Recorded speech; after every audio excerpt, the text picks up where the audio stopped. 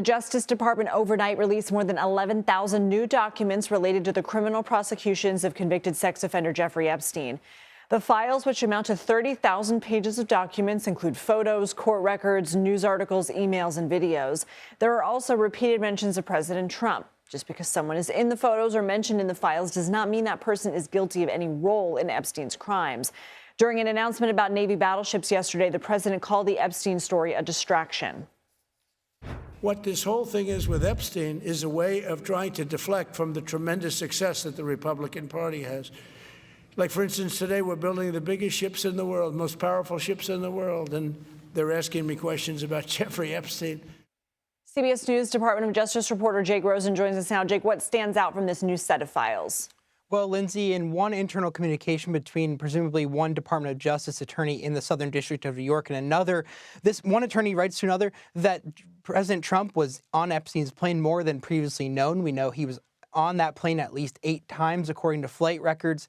In addition to that, Lindsay, what we've seen is a little bit of a release of the internal communications around these Jeffrey Epstein investigations. President Trump's name is mentioned. Our team has found a number of times, mostly with these prosecutors sending news articles about President Trump and Jeffrey Epstein and the alleged ties between them to each other. At the same time, we also know that Prince Andrew is also, again, mentioned in some of these files. We know that some of the emails that he had exchanged with Ghislaine Maxwell asking for her to find him potentially, quote, inappropriate friends to spend time with is another file in here.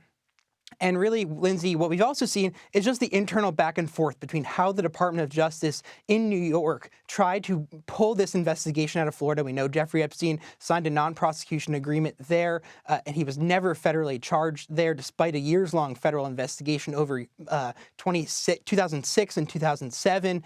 And that prosecutors in New York, their internal messaging was that just because that investigation never happened, they were going to carry through and push forward.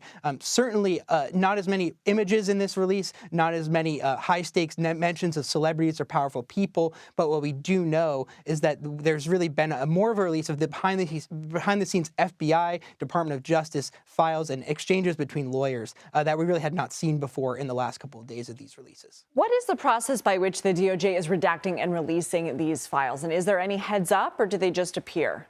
They just appear, Lindsay, and the Department of Justice has said there are over 150 attorneys working on this around the clock. But again, we should remind our audience, all of these files were due according to law that President Trump signed, even though he just called it a distraction in that soundbite you played there.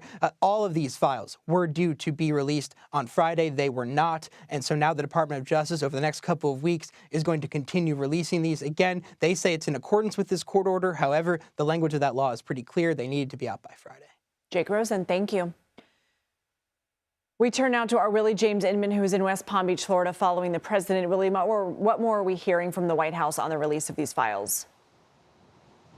Hey there, Lindsay. Well, not much today. The president spent part of the day at his golf club here in South Florida, and he did send out some Truth Social posts teasing to the Kennedy Center honors, which he called the Trump Kennedy Center honors. Remember, the board voted to rename that building. He promoted that event, which is airing on CBS News, of course. But he also talked about the GDP numbers, focusing on the economy. And in large part, you're seeing the president dismiss some of the attention around the Epstein files, which you saw in the clip that you played there and Jake mentioned as well. The president doesn't want to either talk about the Epstein files. He essentially says that this is a distraction to some of the things that he's doing with his administration, some of the things that Republicans see as successes.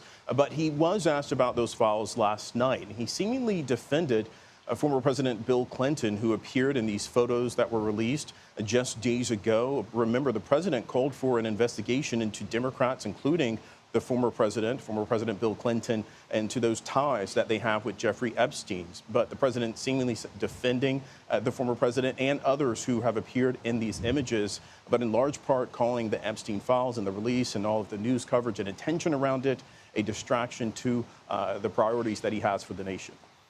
I want to ask you about another story we've been tracking. The U.S. military confirming it launched yet another strike on an alleged drug boat in the Eastern Pacific that killed one person. What more are we learning?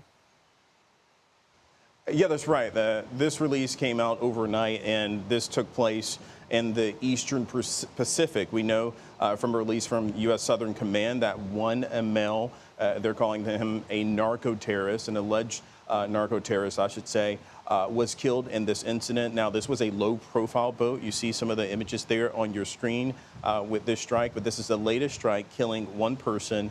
Over 100 people, Lindsay, have been killed in these strikes so far that have taken place in the Eastern Pacific, the Caribbean as well, in large part going after those so-called narco-terrorists that the administration has labeled. And I will point out that this boat, the U.S. military says, was tied to a designated terrorist organization, but they did not label or name which organization this boat was attached to, though, Lindsay. President Trump was asked about his long-term objective with Venezuela. Let's listen. We have a massive armada formed, the biggest we've ever had, and by far the biggest we've ever had in South America. He could do whatever he wants. It's all right. Whatever he wants to do. If he wants to do something, if he plays tough, it'll be the last time he's ever able to play tough. This was yesterday when the president was announcing the new Golden Fleet. He reiterated that he would start land strikes soon. He also added land strikes anywhere drugs are pouring in could be possible. What more are we learning about his plans?